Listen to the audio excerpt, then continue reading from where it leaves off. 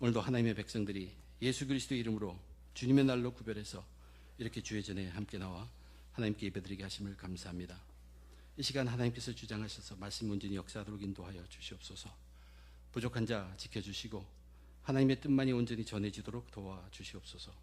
하나님 앞에 겸손함으로 함께 드린 이 귀한 예배에 은혜로 충만케 해 주시옵소서. 예수님의 이름으로 기도드립니다. 아멘.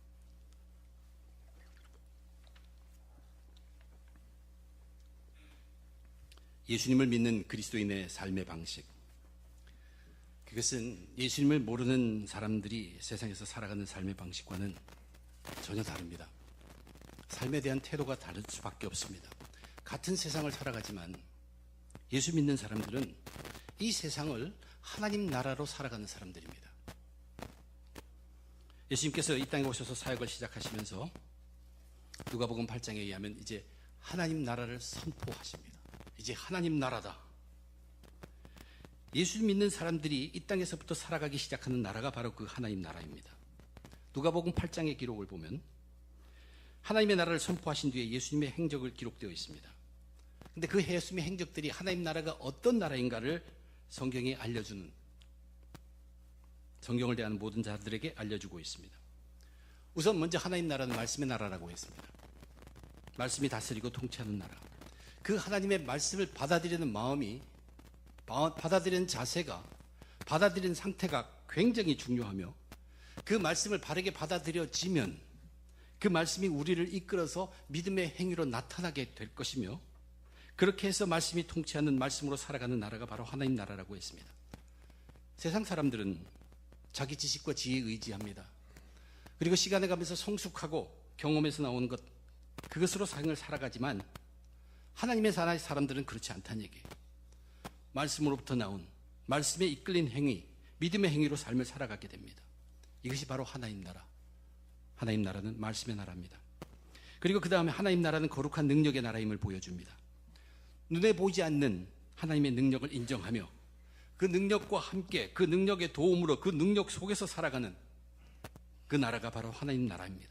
자기의 힘만이 전부가 아니라는 것이, 자연의 세계와 영적 세계까지도 다스리시는 거룩한 능력을 알고 그것과 함께 살아가는 백성이 하나님 나라의 백성이고, 그것이 바로 거룩한 능력의 나라가 하나님 나라라고 이야기했습니다.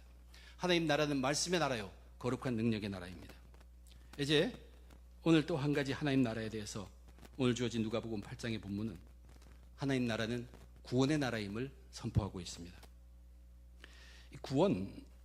구원이라는 단어는 오늘날 그리스도인들이 자주 듣고 자주 말하면서도 사실 구원에 대해서 가까이 느끼고 구원의 중요함을 알고 구원의 감격 속에서 살아가는 그리스도인들이 그렇게 많지 않다는 얘기입니다.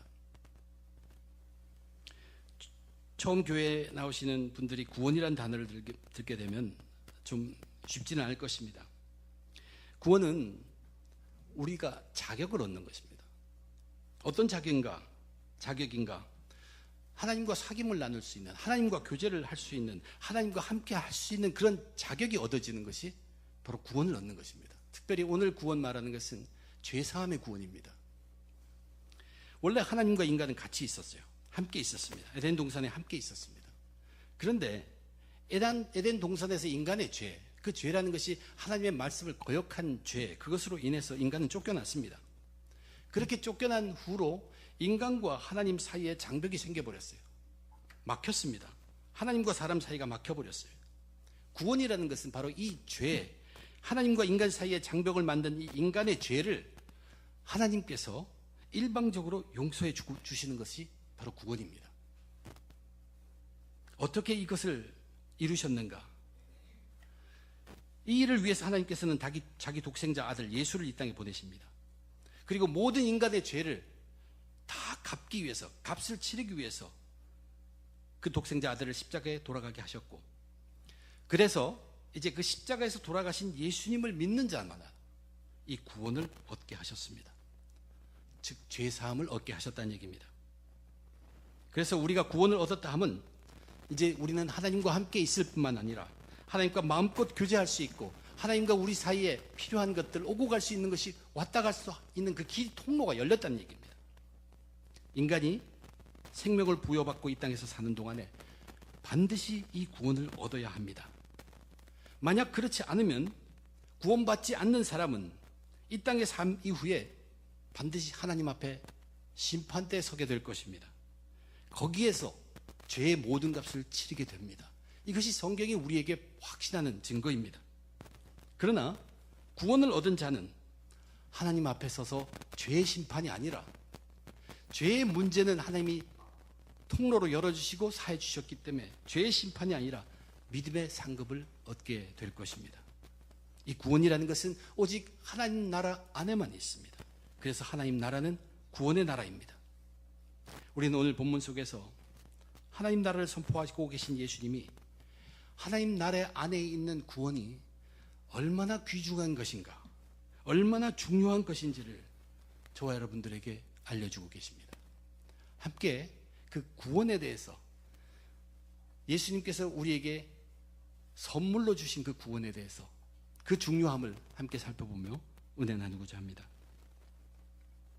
우선 예수님은 이전번 오늘 읽은 그 본문 앞에서 이방 땅에 가서도 복음의 나라를 전파하기 위해서 그곳에 가셔서 거기에 귀신 들린 자 한 사람을 완전히 회복시킨 후에 그로 하여금 이방 땅에 선교사로 삼으시고 말씀을 전파하는 사역을 맡기시고 돌아오십니다. 제자들과 함께 돌아옵니다. 돌아오니까 많은 사람들이 예수님을 기다리고 있었습니다. 환영하며 기다렸다. 근데 이들의 기다림을 생각해 보면 이들은 예수님이 언제 오실지 어디로 오실지조차도 모르고 기다리는 무리입니다. 근데 그런 무리들 중에 큰 두려움에 사로잡힌 한 사람이 있었습니다. 그 사람이 예수님 앞에 바로 달려와서 그 발 앞에 엎드렸습니다. 그는 회당장이었고 그의 이름은 야이로였습니다. 그의 12살 난 외동딸이 곧 죽어가고 있는 상태였습니다. 그래서 예수님께 간곡히 부탁을 드립니다. 집으로 가셔서 그 딸을 죽지 않게 해달라는 부탁입니다. 거기 모인 그 사람들은 모두가 다 예수님께 구하고 싶은, 요구하고 싶은 것을 한 가지씩은 다 갖고 있는 사람들입니다. 그렇지만 거기에 모인 어떤 사람들의 요구보다도 이 회당장 야이로의 부탁은 가장 긴급해 보였습니다. 그리고 그 일이 이루어지면 가장 큰 아픔일 것이고 또한 이것은 생명이 걸린 중요한 일임을 모든 사람이 다 인정할 정도의 긴급한 일이라는 얘기입니다. 그래서 그 무리들은 다른 요구들은 다 뒤로 하고 그 집을 향하시는 예수님을 무리지어서 따라갑니다. 먼저 생각해 볼 것은 이 야이로 회당장의 두려움입니다. 무엇을 두려워하고 있는가? 그는 자기의 12살 난 외동딸이 죽을까 봐 두려워하고 있습니다. 이 두려움이 얼마나 큰 것인지 그것은 당사자가 아니면 모릅니다. 자식의 죽음은 그냥 한 생명이 끝이야기 때문에 두려운 것이 아닙니다. 아끼고 사랑하는 그 자식을 지난 12년 동안 함께했던 그 기억이 있습니다. 그 기억의 삶에 있고 삶의 기억이 있기 때문에 이것이 부모로서 정말로 말할 수 없이 안타깝게 하고 두렵게 하는 것입니다. 그래서 부모님들은 자신의 죽음으로 자식을 살릴 수 있다면 자신이 죽는 그 길을 택하고 싶어 하십니다.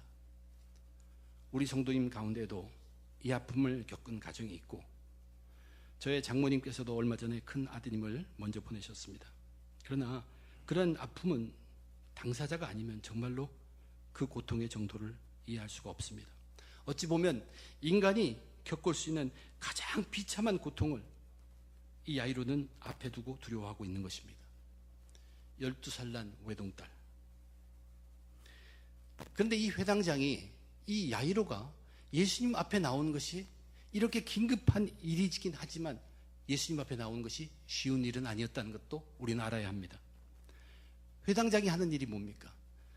회당에서 그 예배 드리는 것, 그 모임, 그건 모든 것 준비뿐만 아니라 관리하고 유지하는 그 사람이 회당장입니다. 자연적으로 회당장은 종교 지도자들과 가깝습니다. 대부분의 친구들이 바리새인들이고 서기관들이었을 것입니다. 그런데 그들의 대부분은 지금 어떤 마음 상태에 있습니까?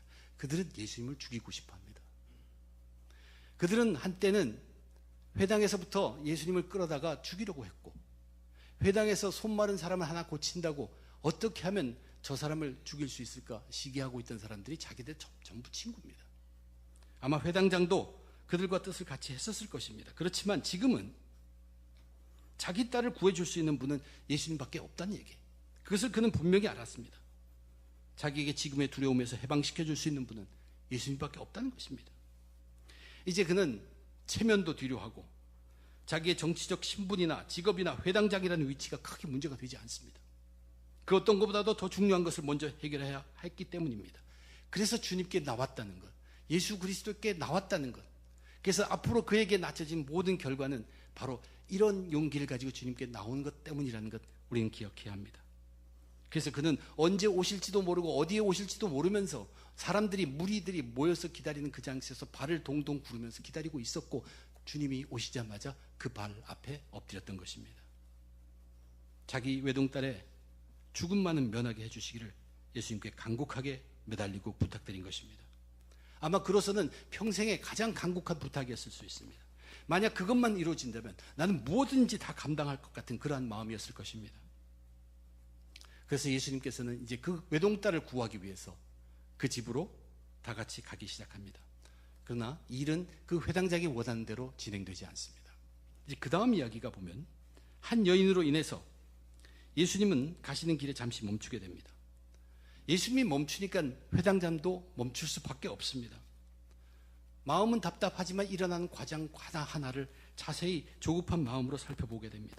자기 집을 향해 가시던 예수님이 갑자기 멈추어 서면서 하신 말씀이 내게 손을 댄 자가 누구냐? 내게 손을 댄 자가 누구냐? 하는 것입니다. 근데 예수님은 모르고 하신 말이 결코 아닙니다. 저는 오늘 이 말씀을 다 준비하고 나서 예수님은 적어도 12년 동안 준비하셨습니다. 이 시간을. 예수님은 모르고서 내게 손을 누고 댄 자가 하신 것이 아닙니다. 상황은 보면 예수님 따라다니는 그 무리들이 서로 밀치고 밀고 당기면서 두루루 가는 그 상황에서 뒤에서 누군가가 될 수 있는 충분한 그런 상황이었고, 성격 급한 베드로가 이것을 지적하지 않을 리 없습니다. 사람들이 밀려서 밀치기 때문에 느끼신 것이라고 하면서 빨리 가자는 것이에요. 그러나 예수님은 자기에게 분명히 손댄 사람이 있다. 그런데 그것을 어떻게 하냐면 내게서부터 능력이 나갔다는 것이에요. 예수님은 그러니까 이 말씀을 하시면서 나는 그가 누구인지 알지 않고는 더 이상 떠나지 않겠다는 뜻입니다. 이 긴급한 순간에 여인이 그것을 알은 것이에요. 근데 실제로 한 여인이 예수님의 옷을 건드렸어요. 이 여인은 지난 12년 동안 혈루증을 앓았다고 되어 있습니다. 혈루증은 여인이 하혈을 멈추지 않는 것입니다. 12년 동안 계속 하혈을 하고 있었다. 그러면 그녀의 건강 상태는 정말로 좋지 않았을 것입니다. 얼굴의 피부, 외모 정말로 말이 아니었을 것입니다. 기력도 전혀 없습니다. 그리고 12년 동안 그 혈루증을 치료해 보려고 온갖 애를 썼지만 전부 실패했다고 했습니다. 그리고 그녀의 고통은 이러한 육체적인 것만이 아닙니다. 율법에 정한 대로 보면 하혈이 있으면 일정 기간 동안 부정하다고, 그래서 격리되어야만 합니다. 이것은 위생의 문제를 돕기 위한 조치지만 하혈하는 여인이 자신이 부정할 뿐만 아니라 그 여인과 접촉하게 되는 모든 사람도 다 부정하게 되고, 침상도 부정하고 옷도 빨고 물도 몸으로 씻어야 하는 것, 레위기에 기록되어 있습니다. 그런데 이 여인은 그것이 한 번 정도, 어떤 기간이 아니라 12년 동안 피가 멈추지 않은 것입니다. 그러므로 이 여인은 지난 12년 동안에 사회생활을 전혀 할 수가 없습니다. 성전에 가지도 못하고 회당에 가지도 못하고 예배도 드릴 수 없는 그런 상태입니다. 참 비교적이에요. 회당장은 지금은 정말로 극한 어려움에 처해 있지만, 회당장은 지난 12년 동안 자기 외동딸을 정말로 즐거워하며 기쁨의 아름다운 시간을 지내고 있는 동안 이 여인은 그 12년이 그녀에게는 육체적 뿐만 아니라 정신적으로 고통의 12년이었다는 것입니다. 모든 방법을 동원해서도 치료가 되지 않자 이 여인은 결단을 내립니다. 소문에 들립니다. 이런 일을 치유할 수 있는 분이 예수님이라는 것이에요. 그래서 그도 예수님께 나가게 합니다. 부정한 자이기 때문에 그 앞에 설 수 없습니다. 사람들에 섞여서 몰래 뒤에 가서 그분의 옷에 손만 대어보고 싶었습니다. 그래서 감행합니다. 그래서 가서 옷에 손을 대는 순간에 자기 몸에 피가 멈추는 것을 그는 즉시 느꼈습니다. 병은 고쳐진 것이에요. 그 순간에 병은 고쳐졌습니다. 이 여인으로서는 큰 놀라움과 기쁨이 있지만 이 여인에게는 죄책감이 있습니다. 우선 무리들 가운데 섞여서 이 사람과 저 사람과 몸을 부딪혔기 때문에 그들이 다 부정하게 되었을 뿐만 아니라 저 선생님 예수 그리스도 그분을 자기가 부정한 자기가 손으로 만졌기 때문에 그분도 부정하게 되었다는 그 죄책감에 쌓여 있습니다. 그래서 어떻게든 빨리 그 무리들로부터 도망가고 싶어 했습니다. 그런데 예수님이 찾는 것이에요. 예수님 모르고 하는 것이 아니라고 분명히 얘기했죠. 내게 손을 댄 자가 누구냐. 근데 그분의 그 찾는 그 권위, 그 모습 속에 이제 이 여인은 도망갈 수도 없고 그 앞에 나가서 고백하지 않고는 견딜 수 없는 그러한 상황이 되어버렸습니다. 그래서 떨면서 나갑니다. 그래서 자기가 예수님에게 손을 댄 이유, 그리고 손을 댔고 자기에게 나타난 그 12년 동안 고치지 못한 병이 완전히 치유된 그 이야기를 완전히 다 고백합니다. 그것도 모든 사람 앞에서 다 들으라고 고백한 것입니다. 이것도 예수님의 계획 안에 있었습니다. 그때 예수님께서 그녀에게 이렇게 말합니다. 딸아, 내 믿음이 너를 구원하였으니 평안히 가라. 내 믿음이 너를 구원하였다. 이 구원이라는 단어가 여기 사용된 이 원어의 구원이라는 단어는 흔히 세 가지로 사용되는데, 하나는 병을 치유하는 것, 또 하나는 너의 부족한 것이 완전하게 되었다는 것, 또 하나는 구원받았다는, 이 세 가지로 쓰입니다. 이 구원이라는 단어가 신약 성경에 똑같은 원어가 가장 처음 등장하는데 마태복음 1장 21절에 이 얘기 때 나옵니다. 아들을 낳으리니 이름을 예수라 하라. 이는 그가 자기 백성을 그들의 죄에서 구원할 자이심이라. 그래서 우리 개역 성경은 전부 구원으로 기록했습니다. 내 믿음이 너를 구원하였다. 이 여인의 병, 혈루증은 그 여인이 예수님의 옷에 손을 대는 순간에 병은 치유됐습니다.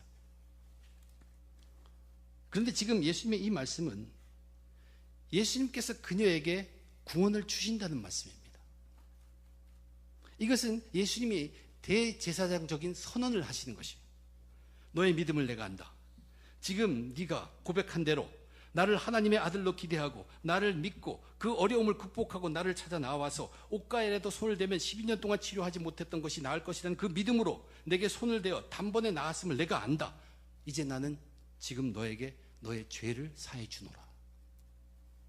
이것이 바로 내 믿음이 너를 구원하였다의 의미가 바로 이것입니다. 네가 믿음을 가졌기 때문에 구원한다는 뜻이 아닙니다. 내 믿음을 보고 내가 너에게 이 구원을 선물로 준다는 것입니다. 기꺼이 주겠다는 얘기입니다. 이제 이 여인은 병만 나은 것이 아닙니다. 예수님은 그녀의 모든 죄가 사해졌으며 이제는 어느 누구도 그녀를 정죄할 수 없는 의로운 신부님을 선언하신 것입니다. 예수님은 이 여인을 아십니다. 이 여인은 혈루병에서 치료받고 그냥 돌아갈 수 있었어요. 그러나 예수님의 뜻은 그것 이상이었습니다. 예수님은 이 여인에 대한 계획이 있었다는 얘기예요. 이 여인이 그냥 돌아갔다면 그녀는 자기가 손을 댐으로 인해서 병이 나은 것으로 알고 만족하였을 것입니다.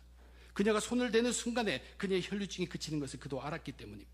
그러나 그녀를 그 혈루병에서 치료한 것은 손을 댄 믿음의 행위라기보다는 그녀가 그 믿음으로 가지고 예수님 앞에 나와서 손을 대는 순간에 그것이 믿음이 역사한 것입니다.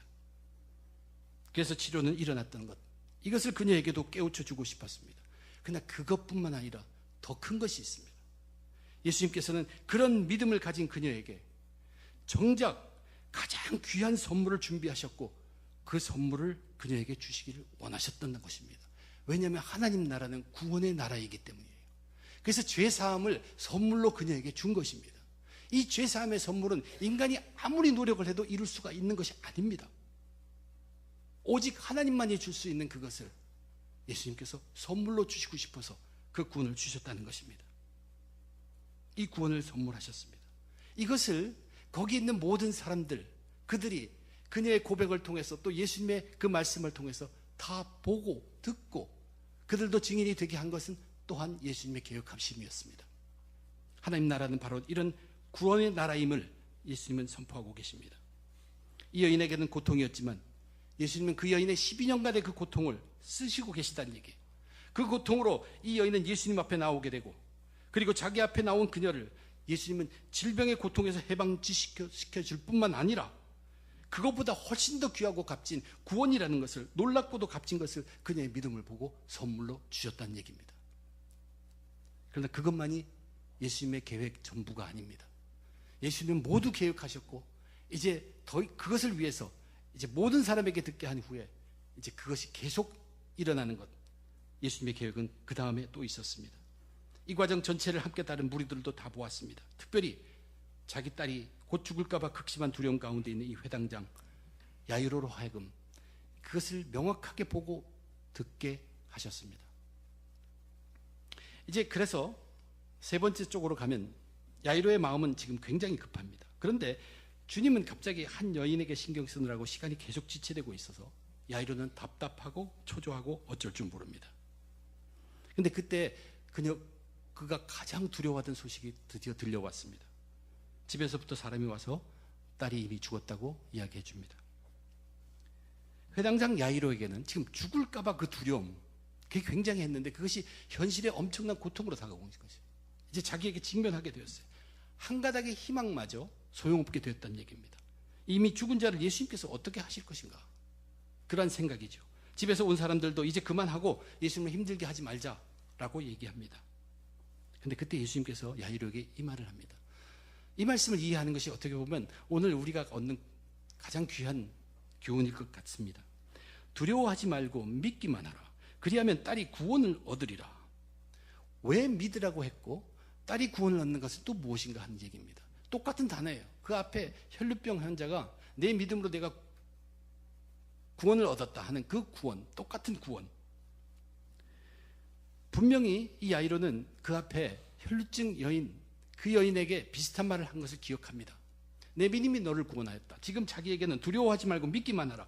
그리하면 딸이 구원을 얻으리라. 이 말씀을 하시고서 예수님은 이제 중지하지 않습니다.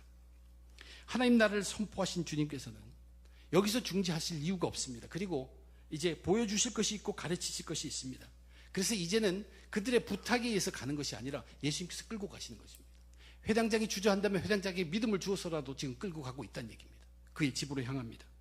갔더니 집에서는 모두가 장례식을 준비하고 있습니다. 울고 통곡하였다는 것은 슬픔만을 얘기하는 것이 아니라 이제 장례식 준비가 진행되고 있다는 뜻입니다. 그래서 울지 말라라고 얘기합니다. 죽은 것이 아니라 자니까 너희들 울지 말라. 장례식을 그치라는 얘기입니다.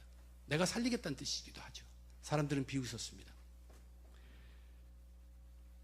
그들 눈에는 죽은 것이 분명했고 그러나 주님께서는 잠일 따름입니다. 자기가 깨우실 것이기 때문에 주님께서 그 아이 손을 잡고 일어나라 명합니다. 그의 영이 돌아와서 그 아이가 일어났습니다. 완전하게 살아난 것입니다. 음식을 먹어야 할 그런 지체 몸으로 완전히 돌아왔습니다. 부모는 너무나 놀래요. 그런데 예수님께서 그 놀라는 부모에게 이 일을 아무에게도 말하지 말라라고 경고합니다. 이 일은 그 부모가 아무에게도 얘기 안 한다고 해도 감출 수 있는 것이 아닙니다. 곧 드러나게 되는 이야기입니다. 그 장례식을 준비하던 사람은 이제 곧 이 일을 알게 될 것이고 이것은 퍼지게 되어 있어요. 마태복음에 보면 똑같은 일을 기록하고 있는데 예수님께서 부모에게 경고한 이야기는 기록하지 않습니다. 거기에는 오히려 이렇게 기록하고 있습니다. 소문이 온 땅에 퍼지더라. 이건 막을 수 있는 이야기가 아닙니다. 그러면 주님은 왜 그 부모들에게 이러지 말라고 명령했을까? 영어 번역을 보면 명령으로 되어 있습니다. 이것은 이 놀라운 일을 남에게 말하려고 하기 전에 너는 반드시 생각하고 기억해야 할 것이 있다는 얘기예요. 생각해보고 기억해보라는 얘기예요. 이것은 이 아이가 죽었다가 다시 살아났던 그 사실보다도 그 속에 더 중요한 것을 내가 너희한테 보여주지 않았니? 그 뜻입니다. 그것을 기억하고 잊지 말라는 것이에요. 죽은 자가 살아났다는 그것보다도 더 귀한 것이 거기 있다는 얘기예요. 특별히 이 말은 야이로에게 하는 말이었습니다. 혈루병 여인이 치료받고 무엇을 받았습니까? 치유받고 난 다음에 아주 귀중한 구원이라는 것을, 죄사함을 얻는 구원을 선물로 받았다는 그 일을 생각해보고 주님께서 야이로 자기에게도 하신 말씀이 있다는 얘기예요. 그 말씀을 다시 기억해보라는 뜻입니다. 어떻게 얘기하셨어요? 두려워하지 말고 믿기만 하라. 그리하면 딸이 구원을 얻으리라. 분명히 자기가 목격한 것은 이 혈루병 여인에게 12년 동안의 질병에서 고쳐지는 그것도 귀하긴 하지만 그것보다 견줄 수 없도록 더 귀한 구원이라는 것을 그녀에게 선물로 주신 것을 그 사람은 목격한 사람입니다. 근데 자기에게도 그러한 구원이 내 딸이, 외동딸이 그 구원을 얻게 될 것이라고 예수님 말씀하셨던 것이에요. 그러면 이 외동딸에게는 정말로 필요하고 가장 좋고 가장 귀한 것은 그 외동딸에게는 구원이라는 그런 뜻입니다. 그런데 지금 죽었어요. 딸이 죽었어요. 구원은 죽기 전에 이루어져야 합니다. 그 구원을 주시기 위해서 지금 생명을 돌려놓는 것입니다. 구원이 그만큼 중요하다는 것이에요. 하나님 나라는 구원의 나라는 것이에요. 그래서 예수님께서 야이로에게 두려워하지 말고 믿기만 하라. 이 믿기만 하는 건 나를 믿으라는 것이에요. 내가 하나님의 아들로서 죽음의 권세를 이기고 살릴 수 있다는 걸 믿으라는 얘기예요. 네가 믿으면 내가 네 딸을 살리겠다. 살린 후에 그 딸에게 가장 중요한 구원을 선물로 주시겠다는 얘기예요. 구원을 주시기 위해서 죽은 자를 살려 놓았다는 얘기예요. 그러니까 죽음의 문제보다도 구원의 문제가 더 심각하다는 것을 예수님은 행동으로 보여주신 것입니다. 구원이 그만큼 중요하다는 것입니다. 왜냐하면 구원받지 못하고 죽으면 길이 없기 때문입니다. 목숨이 다하기 전에 꼭 구원을 얻어야 합니다. 구원받지 않고 목숨이 다하면 소망이 없습니다. 멸망뿐입니다. 그것이 성경이 우리들에게 분명하게 얘기하는 것입니다. 그러나 목숨이 다하기 전에 구원을 받으면 목숨이 다해도 영생의 생명으로 이어집니다. 그래서 죽지 않으려고 하는 것보다도 더욱 필요하고 중요한 것은 구원을 얻는 것입니다. 바로 하나님 나라는 바로 이런 구원의 나라라는 것이에요.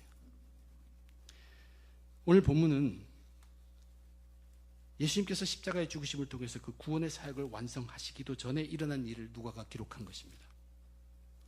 예수님의 선포하시는 하나님 나라, 그것은 바로 그 속에 구원이란 이 귀하게 중요한 것이 있다는 것을 선포하신 것입니다. 오늘날 그리스도인들, 저와 여러분 우리들을 선물로 구원을 얻었다고 하죠. 정말로 예수님은 오늘 본문을 보아도 선물로 주십니다. 물론 믿음을 보시고 주시긴 하지만 믿음이 조건은 아닙니다. 선물로 능히 주시고 원하십니다. 중풍병자를 데려온 친구들, 그들의 믿음을 보시고 중풍병자에게 내가 죄사함을 받았다고 얘기하셨잖아요. 주님은 주실 수 있습니다. 믿음을 보고 주십니다. 그런데 주시는 것은 정말로 속에서 나와서 선물로 거저 주시는 것입니다. 거저 주시지만 우리들로 깨닫게 하는 것은 그 거저 주신 구원이 12년 동안 고칠 수 없는, 우리 인간의 힘으로 고칠 수 없는 그 병에서 낫는 치유함보다 훨씬 더 귀한 것이라는 것을 깨닫게 하십니다. 또한 이 구원을 얻는다는 것이 얼마나 신중하고 심각한 문제냐면 사람이 죽는 것보다 더 심각한 문제랍니다. 죽기 전에 반드시 이 구원을 얻어야 한다는 얘기예요. 그 여인 아이를 살린 이유는 살려놓고 구원을 주시기 위해서.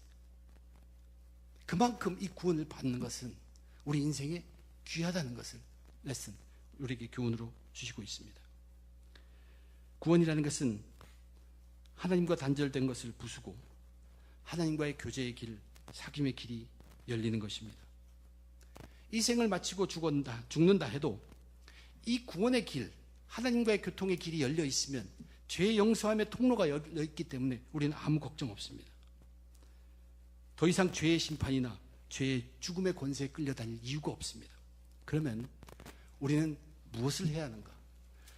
우리는 이 길이 열렸음을 알고 평안의 길을 가야 합니다. 내 믿음이 너를 구원하였으니 평안히 가라. Go in peace. 과연 이 평안히 가라는 것이 무엇일까? 이젠 너 마음대로 네가 원하는 대로 살으라는 뜻일까? 결코 그렇지 않습니다. 하나님의 평안 가운데 너의 삶을 살라는 것입니다. 죄 사함을 받은 너는 이제 그 통로가 열렸어요. 하나님으로부터 통로가 열렸기 때문에 거기서 부어주는 엄청난 은혜가 있고 말씀이 있고 성령이 있어요. 그 은혜대로, 말씀의대로, 성령대로 죄 사함을 받은 구원받은 자답게 살아라는 얘기입니다. 이것이 성화입니다. 그래서 성령의 열매로 열매를 맺는 것이에요. 죄 사함을 받는 구원은 justification이라고 얘기하죠.